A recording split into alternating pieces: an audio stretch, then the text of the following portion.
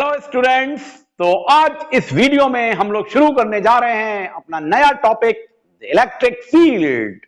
Electrostatics में Coulomb's law के बाद इलेक्ट्रिक फील्ड एक बड़ा इंपॉर्टेंट टॉपिक है जिसकी बेसिस पे आप बहुत सारी वैरायटी ऑफ कॉन्सेप्ट्स को समझ लेंगे। आइए तो सबसे पहले हम लोग पढ़ने जा रहे हैं हमारा आज का topic concept of electric field. ये इलेक्ट्रिक फील्ड आखिर है क्या चीज, इस बात को समझना है हमको। तो देखिए, इलेक्ट्रिक फील्ड को समझने के लिए हम लोग दो टर्म्स को सबसे पहले समझ लें। हम चार्जेस को दो तरह से कैटेगराइज करते हैं। ध्यान से सुनिएगा, चार्जेस को दो तरह से कैटेगराइज करते हैं। एक कहलाता है सोर्स चार्ज। क्या कहलाता है? सोर्स चार्ज, जिसको हम लिख रहे हैं क्यू। आप स्मॉल क्यू लिखिए, कैपिटल क्यू लिखिए, कोई फर्क नहीं पड़ता। और दूसरा एक कहलाता है टेस्ट चार्ज, जिसको हम लोग लिख रहे हैं क्यू नॉट।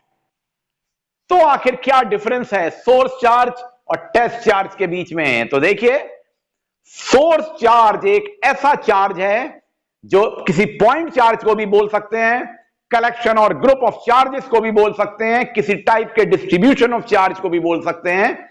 और इसका मैग्नीट्यूड और इसका अफेक्ट बहुत ज्यादा है, मतलब जो इसके थ्रू निकलने वाली एनर्जी है उसका जोन बहुत बड़ा है। तो ऐसे चार्ज को हम सोर्स चार्ज बोलते हैं। दूसरा आपके सामने एक नाम लिखा हुआ है टेस्ट चार्ज। तो टेस्ट चार्ज क्या है? टेस्ट चार्ज एक ऐसा चार्ज है जिसका मैग्नीट्यूड बहुत कम है और इस सोर्स चार्ज के रिलेशन में तो नेग्लिजिबल मैग्नीट्यूड है। तो देखिए, आखिर हमने ये दो तरह के चार्जेस क्यों लिए हैं? यहां पर कॉन्सेप्ट ऑफ इलेक्ट्रिक फील्ड समझने के लिए आपको इन दोनों के रेफरेंस से ही एक्सप्लेनेशन दिया जाएगा। तो देखिए, शुरू करते हैं। सपोज एक ये चार्ज है जिसको हमने सोर्स चार्ज बोला, जैसा कि आपके सामने लिखा था। और सोर्स चार्ज एक ऐसा चार्ज है that is having the magnitude of enormous level. बहुत ज्यादा हाई लेवल का मैग्नीट्यूड है उसका, उसकी इंटेंसिटी बहुत ज्यादा है। तो इस सोर्स चार्ज के थ्रू बनने वाला एक बहुत बड़ा जोन होगा। आप इसे जोन कह सकते हैं, रीजन कह सकते हैं, एरिया कह सकते हैं। यहां इस पूरे रीजन में इस सोर्स चार्ज की एनर्जी या मैग्नीट्यूड स्प्रेड आउट हो रहा है, मतलब इतने पूरे रीजन में इस सोर्स चार्ज की एनर्जी फैल रही है। यही जोन है, यही वो रीजन है जिसको हम इलेक्ट्रिक फील्ड कहते हैं।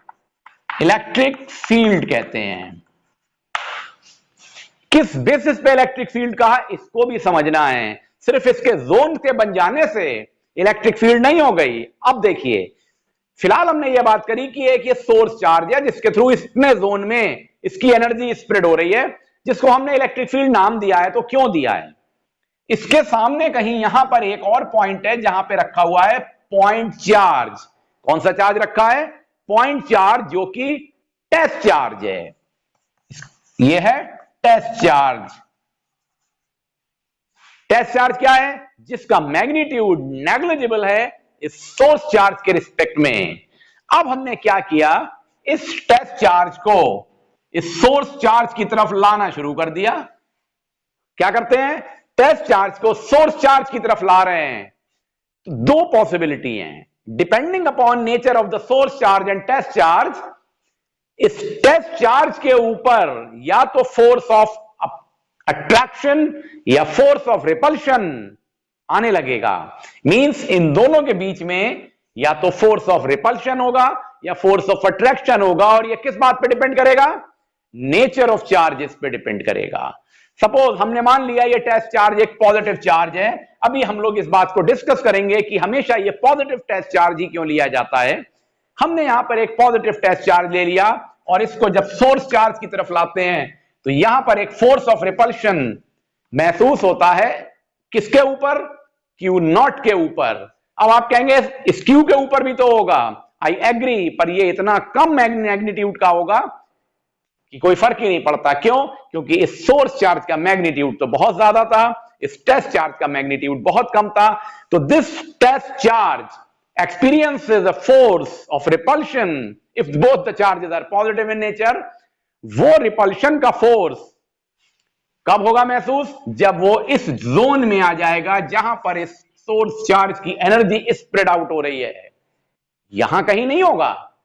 जब ये टेस्ट चार्ज इस सोर्स चार्ज के जोन में आ जाएगा तो हम देखते हैं कि टेस्ट चार्ज के ऊपर एक फोर्स ऑफ रिपल्शन लगने लगता है। तो वो रीजन जहां पर आने के बाद किसी टेस्ट चार्ज के ऊपर due to the presence of source charge कोई फोर्स ऑफ अट्रैक्शन या फोर्स ऑफ रिपल्शन लगता है, उस जोन को, उस रीजन को हम इलेक्ट्रिक फील्ड कहते हैं। और अगर हमें उसकी इंटेंसिटी निकालनी है कि कितना जोर का फोर्स लग रहा है, कितना हल्का फोर्स लग रहा है, उसका मैग्नीट्यूड क्या है, तो उसे हम कहते हैं electric field intensity. Electric field intensity ई। ये जो इलेक्ट्रिक फील्ड इंटेंसिटी है ई, ये रेशियो है दो चीजों का, लगने वाले फोर्स और मैग्नीट्यूड ऑफ चार्ज का। दो चीजों का, मैग्नीट्यूड ऑफ फोर्स और चार्ज का रेशियो बना देता है इंटेंसिटी ऑफ इलेक्ट्रिक फील्ड। तो E is equal to F upon Q naught हमारे सामने एक फॉर्मूला बन के आ जाता है। आइए अब इस चीज को और डिटेल में, इसके पॉइंट्स को और कॉन्सेप्ट को समझने की कोशिश करें। तो देखिए, जितना हम लोगों ने अभी इलेक्ट्रिक फील्ड के बारे में समझा, टेस्ट चार्ज और सोर्स चार्ज के बारे में समझा, उसको एक प्रॉपर एक्सप्लेनेशन के साथ समझने की कोशिश करें फिर से। तो देखिए ये डायग्राम था जिसमें कि ये सोर्स चार्ज के थ्रू बनने वाली इलेक्ट्रिक फील्ड, ये इलेक्ट्रिक फील्ड के अंदर एक टेस्ट चार्ज आ रहा है जो मैंने बोला पॉजिटिव चार्ज है। देखिए यहां पर भी ये सोर्स चार्ज हमने पॉजिटिव चार्ज लिया। सबसे पहला सवाल अब यही डिस्कस कर लें कि ये पॉजिटिव चार्ज क्यों लिया गया। देखिए, किसी भी चीज की स्ट्रेंथ को, इंटेंसिटी को पता लगाने का क्लियर क्राइटेरिया होता है force of repulsion, not the attraction, क्योंकि अट्रैक्शन में तो बॉडी अपने आप खींची चली जाती है। Force of repulsion is the criteria for judgement of the energy level, judgement of the force acting between the bodies. तो यहां पर हम पॉजिटिव चार्ज को लेते हैं, तो जब ये अंदर की ओर आएगा तो आसानी से नहीं आएगा क्योंकि फोर्स ऑफ रिपल्शन लग रहा है। उससे हमको ये पता लग जाएगा कि इसकी स्ट्रेंथ कितनी है, इस इलेक्ट्रिक फील्ड की स्ट्रेंथ कितनी है, यानी सोर्स चार्ज कितना स्ट्रॉन्ग है, कितने मैग्नीट्यूड का है, कितनी स्ट्रॉन्ग इंटेंसिटी की इलेक्ट्रिक फील्ड डेवलप करता है। वेल, तो देखिए हमने अभी अभी पढ़ा कि अगर हमको इस इलेक्ट्रिक फील्ड की स्ट्रेंथ यानी इंटेंसिटी ऑफ इलेक्ट्रिक फील्ड निकालनी है तो उसके लिए हम क्या करते हैं, ratio of the force experienced by the test charge due to presence of source charge है, उन दोनों को रेशियो निकालते हैं, डिवाइड कर लेते हैं, यानी E is equal to F upon Q naught, क्योंकि यही चार्ज, यही टेस्ट चार्ज फोर्स एक्सपीरियंस कर रहा है, फोर्स ऑफ रिपल्शन यहां के केस में, due to presence of the source charge और उसकी इलेक्ट्रिक फील्ड के कारण। तो यही वो जोन है जहां पर ये फोर्स एक्ट कर रहा है इस टेस्ट चार्ज के ऊपर। आई होप आपको ये बात समझ में आ गई। तो स्ट्रेंथ और intensity of the electric field is the ratio of the force experience by the test charge, और ये magnitude of the test charge हो गया क्यू नॉट। ये इलेक्ट्रिक फील्ड एक वेक्टर क्वांटिटी है, इसकी एक पर्टिकुलर डायरेक्शन होती है, अभी हम लोग उस डायरेक्शन के बारे में भी डिस्कशन करेंगे, और इसकी यूनिट होती है न्यूटन पर कूलम। बहुत सिंपल है समझने में, न्यूटन पर कूलम, क्योंकि न्यूटन फोर्स की यूनिट, कूलम चार्ज की unit.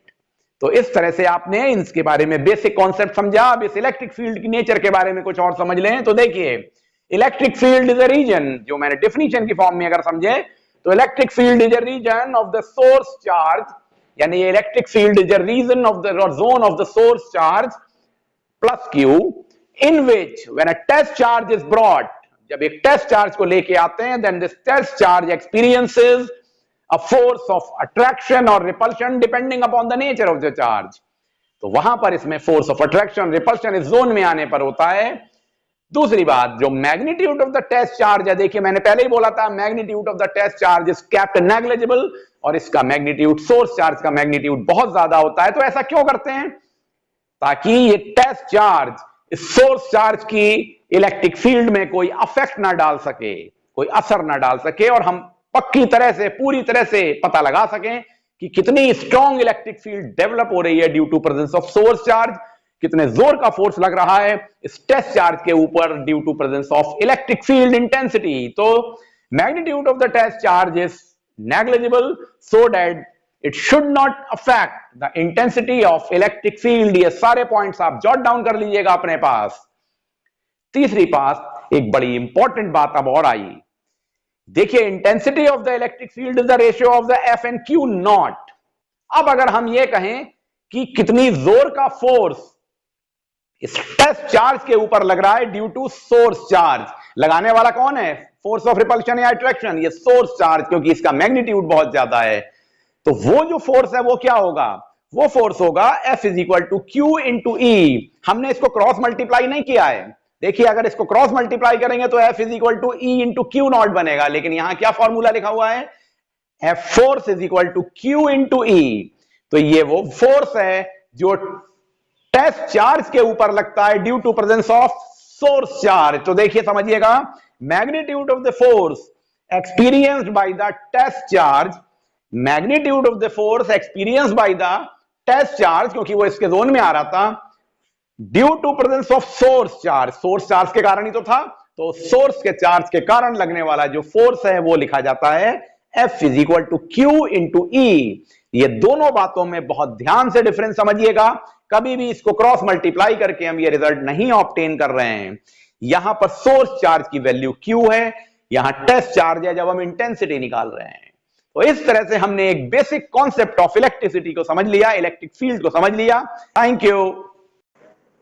For complete topic-wise solution of all subjects of syllabus of all boards, CBSE, ICSE, and state boards, for preparation of all competitive exams, please visit www.preducate.in. You can also download the Preducate mobile app from Play Store on your mobile phones. Thank you.